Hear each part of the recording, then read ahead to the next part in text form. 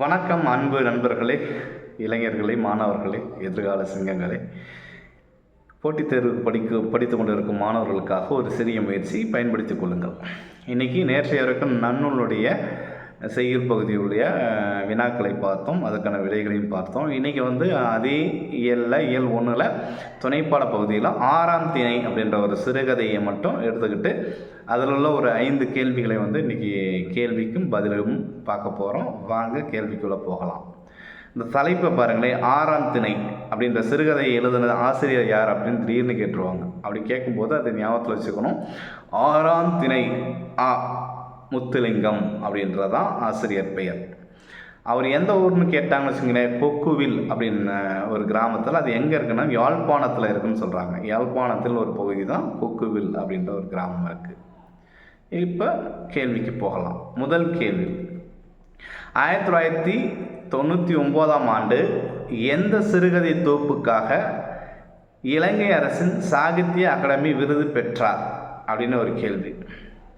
1999ஆம் ஆண்டு எந்த சிறுகதை தொகுப்புக்காக இலங்கை அரசின் சாகித்ய அகாடமி விருது பெற்றார் அப்படின்னு கேள்விக்கு அந்த என்ன விருதுன்னு பாரு, ஆப்ஷன் பாருங்கள். 1 கங்கணம், 2 வடக்கு வீதி, 3 மாயம், 4 வெக்கை அப்படின்னு கொடுத்துருக்காங்க. அப்போ கரெக்டான பதில் என்னன்னு பார்த்தீங்கன்னா வடக்கு வீதி அப்படின்றதான் சரியான பதில். 1999ஆம் ஆண்டு எந்த சிறுகதை தொகுப்புக்காக இலங்கை அரசின் சாகித்ய அகாடமி விருது பெற்றுள்ளது அப்படின்னு பார்த்தீங்கன்னா வடக்கு வீதி எனும் சிறுகதைக்காக சாகித்ய அகாடமி பெற்றிருக்கிறார்.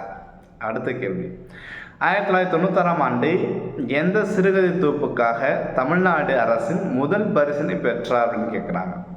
1999ஆம் ஆண்டு எந்த சிறுகதை தொகுப்புக்காக தமிழ்நாடு அரசின் முதல் பரிசினை பெற்றார் அப்படின்னு கேட்கும்போது ஆப்ஷன் பாருங்கள்.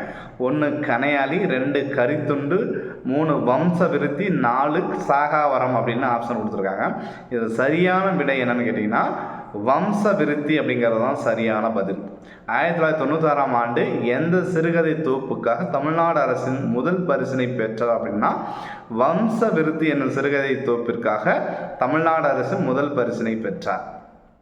அடுத்தது 3வது கொஸ்டின், ராபின்சன் குருசோ என்ற நூலின் ஆசிரியர் யார் அப்படின்னு கேட்குறாங்க. ராபின்சன் குருசோ என்ற நூலின் ஆசிரியர் யார் அப்படின்னு கேட்டால் அதுக்கு 4 ஆப்ஷன் கொடுத்துருக்காங்க.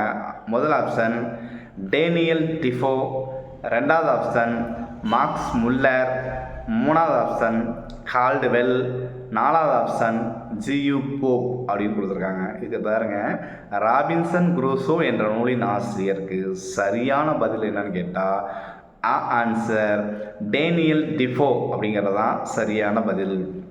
அடுத்தது 4வது கேள்வி, வெஞ்சின வேந்தன் பகையலை கலங்கி வாழ்வோர் போகிய பேர் ஊர்பால் என்ற அடி இடம்பெற்றுள்ள நூல் எதுன்னு கேட்குறாங்க. திரும்ப படிக்கிறேன் கேளுங்க. வெஞ்சின வேந்தன் பகை அலை கலங்கி வாழ்வோர் போகிய பேர் ஊர்பால் என்ற அடி இடம்பெற்றுள்ள நூல் எதுன்னு கேட்குறாங்க. அதுக்கு 4 ஆப்ஷன் கொடுத்துருக்காங்க. 1 கலித்தொகை, 2 புறநானூறு, 3 அகநானூறு, 4 நற்றிணைன்னு சொல்லியிருக்காங்க. இப்போ இதுக்கான சரியான பதில் என்னன்னு கேட்டீங்கன்னா 4வது ஆப்ஷன் நற்றிணை என்பதே சரியான பதில்.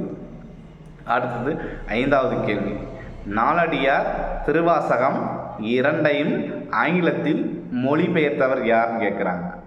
நாலடியார் திருவாசகம் 2ஐயுமே ஆங்கிலத்தில் மொழிபெயர்த்தவர் யாருன்னு கேட்டிருக்காங்க. 4 ஆப்ஷன் படிக்கிறேன் கேளுங்க, நீங்களே கெஸ் பண்ணுங்கள். 1 ஜியு போப், 2 வீரமாமுனிவர், 3 நாவுக்கரசர், 4 சு அகத்தியலிங்கம் அப்படின்னு கொடுத்துருக்காங்க. நமக்கு தெரிஞ்ச ஒரு நல்ல ஒரு பிரபலமான ஒரு கேள்வி தான் இது. நாலடியாரையும் திருவாசகத்தையும் 2ஐயுமே ஆங்கிலத்தில் மொழிபெயர்த்தவர் பார்த்தீங்கன்னா முதல் ஆப்ஷன் ஜியு போப் என்பதே சரியான பதில். இந்த 5 கேள்விகளும் நன்றாக படித்து மனதில் பதிய வைத்துக் கொள்ளுங்கள். வருங்காலம் உங்களுக்கு வசந்த காலமாக மாற இன்றே ஒவ்வொரு 5 கேள்விகளையுமே முறையாக நிலையாக மனதில் நிலைநிறுத்து கொள்ளுங்கள். வாழ்க்கை நிலையான ஒரு போக்கில் அமைதியாக வாழ நமக்கு ஒரு பிடிமானம் உண்டு வேண்டும். அந்த பிடிமானமே நமக்கான உண்மையான நிரந்தரமான ஒரு வேலையை பிடிப்பதற்கான நீண்டகால ஒரு உழைப்பு தான் இந்த படிப்பு. அதனால் இந்த படிப்பை ஆணித்தரமான கைப்பற்றுங்கள். எப்போதும் நாம் படகில் செல்லும் பொழுது எந்த அளவுக்கு நமக்கு நீரில் போகிறதுக்கு துடுப்புகள் முக்கியமோ அதே போல் நம் வாழ்க்கை என்னும் துடுப்பு எதுன்னு கேட்டிங்கன்னா, வாழ்க்கை என்னும் படகை கடக்க துடுப்பு எதுன்னு கேட்டிங்கன்னா நம்முடைய கல்வி தான், படிப்பு தான். அந்த படிப்பை துடிப்போடும் உணர்வோடும் உயிர்ப்போடும் வைத்திருங்கள். எப்பொழுதும் உங்களை காப்பாற்றும் என்பதில் எல்லளவும் சந்தேகமே இல்லை. அதனால் எப்பொழுதும் படிப்பொன்றை குறிக்கோளாக இருங்கள். அப்போது இருந்தீங்கன்னா உங்களுடைய வாழ்க்கை அற்புதமாகவும் சொர்க்கமாகவும் மாறும். நன்றி, வணக்கம். பிடித்திருந்தால் லைக் பண்ணுங்கள், ஷேர் பண்ணுங்கள், கமெண்ட் பண்ணுங்கள். முக்கியமாக நம்முடைய கரிகாலி கவி சேனலை சப்ஸ்கிரைப் பண்ணுங்கள்.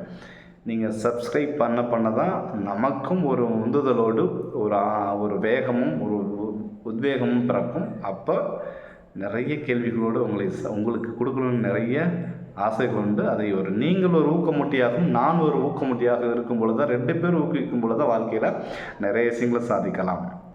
நன்றி, நல்லது, மகிழ்ச்சி, வாழ்த்துக்கள்.